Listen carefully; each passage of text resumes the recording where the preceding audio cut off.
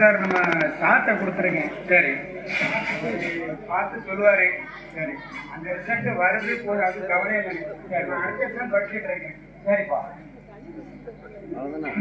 அவ்வளோதான். அடுத்த இல்லை வாங்கடா. கோயில் போயிட்டு வந்தியா? ஆமாங்க, கோயிலுக்கு போயிட்டு வந்தேன். ஓம் நமச்சிவாய.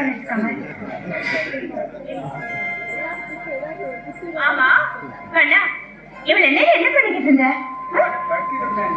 படிச்சுட்டு இருந்தியா? என்ன படிச்சுட்டு இருந்த? ஜெனரல் நாலேஜ் படிச்சுட்டு இருந்தேன். General knowledge? சரி கண்ணா, உங்ககிட்ட நான் ஜெனரல் நாலேஜ்ல இருந்து ஒரு கேள்வி கேட்கிறேன். கரெக்டா பதில் சொல்லணும், சரியா? தாராளமா கேளுங்க. நம்ம தமிழ்நாடு அரசாங்க முத்திரையில ஒரு கோயில் கோபுரம் இருக்குல்ல, அது எந்த கோயில் கோபுரம் சொல்லி பார்க்கலாம். வந்து தஞ்சை பெரிய கோயில் இல்ல, சொல்லு. மதுரை பெரிய மீனாட்சி அம்மன் கோயில். இல்ல, நானே சொல்றேன். அது ஸ்ரீவில்லிபுத்தூர் ஆண்டாள் கோயிலோட கோபுரம். வனிதா, நான் விளக்கு பூஜையில நீ பாட்டு தான் பாடிட்டு கிடப்பான்னு நினைச்சேன். இதுவே கரெக்டா சொல்லிய. இது கூட தெரியாம இருக்கேனா? சரி, இருங்க, காபி போட்டு எடுத்துட்டு வரேன்.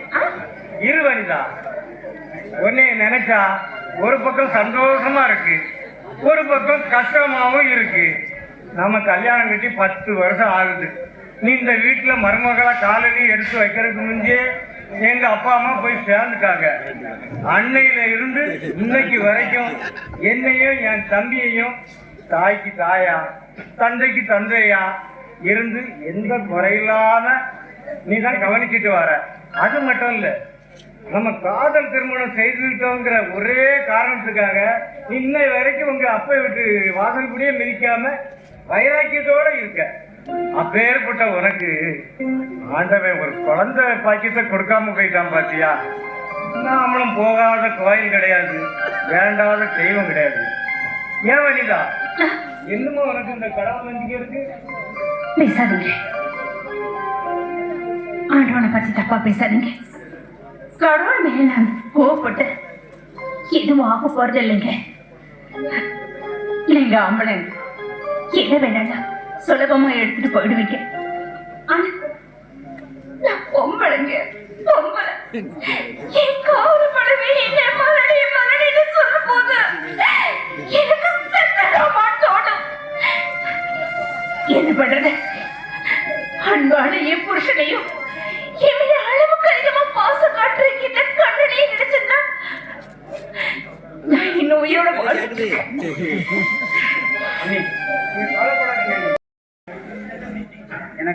சொல்லு.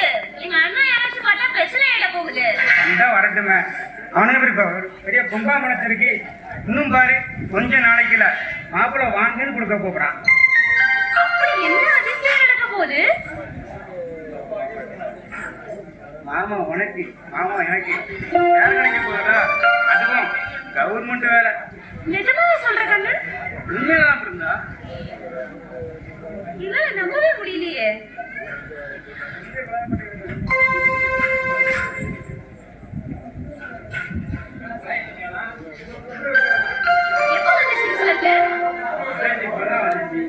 அதான் பார்த்த உடனே எனக்கு சொல்லணுமா ஓடியாங்க. அதான் எப்படி நீ பாஸ் பண்ணிடுன்னு தெரியும் கண்ணு.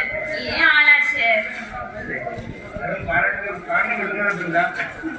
வேற என்ன சாருக்கு?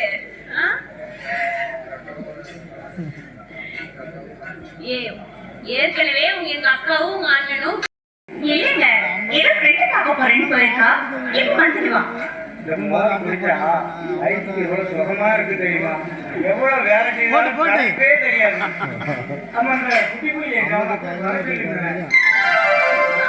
ஐயா ஐயா, எப்போ வந்து எனக்கு எப்போ வந்திருக்க? எவ்வளவு நாள் அடி போய் சமைச்சிருக்கா?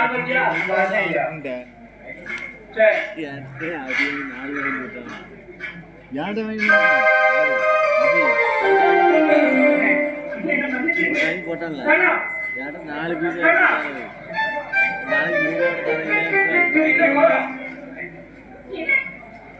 நைட்டுக்கு இல்ல நானும் காலேஜில் படிக்கும் போதே லவ் பண்ணிட்டு நம்ம குடும்பம் எப்படியா உறுதி தரும் அப்பதான் நினைச்சிட்டு இருந்தேன். நைட்டே கல்யாணம் இருக்கு.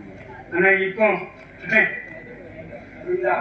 மாசமா இருக்கானே மாசமா இருக்கா. அட பாவி தம்பி, நேற்றுதானே உன்னை பெருமையா பேசுனேன். அதுக்குள்ள இருக்கிற மான மரியாதையில குளிதோண்டி வச்சு இப்படி வந்து நிக்கிறீங்க. அதுக்கு எந்த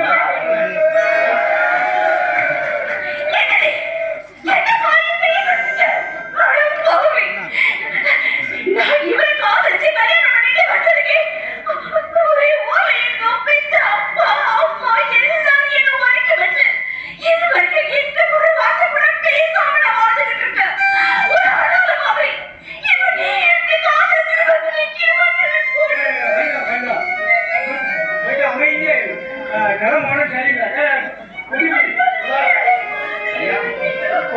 உடனே போய் வாத்தியா விட்டோம்.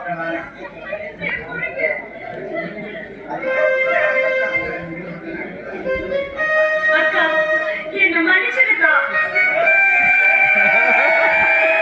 யாரும் ஆட்கள் வீட்டுல வேற மாப்பிள்ளை வேற பார்த்துட்டு இருந்தாங்க. எனக்கு நீதாக்கா வாழ்க்கை கொடுக்கணும். என்னை இந்த வீட்டை விட்டு மட்டும் அனுப்பிடாதக்கா. நீ அனுப்பிட்டேனா நான் சாகுறது வேற வழி இல்ல. எப்படி வந்து நிக்கிறோம் நீ ஏறி இருக்கு என்ன உத்தரவு மாதிரி எழுதிருக்காங்க. முத்து கொஞ்சம் அமைதியா இருக்கு. குட்டுப்புள்ளி எல்லா விஷயத்தையாண்டு சொன்னான். சரி, இதை நம்ம சாதாரணமா விட முடியாது. இது வெறும் காதலா இருந்தா இப்பவே வீட்டுல வந்து விட்டுருலாம். அவ வயசுல இந்த வீட்டோட வாரிசு சுமந்து வந்து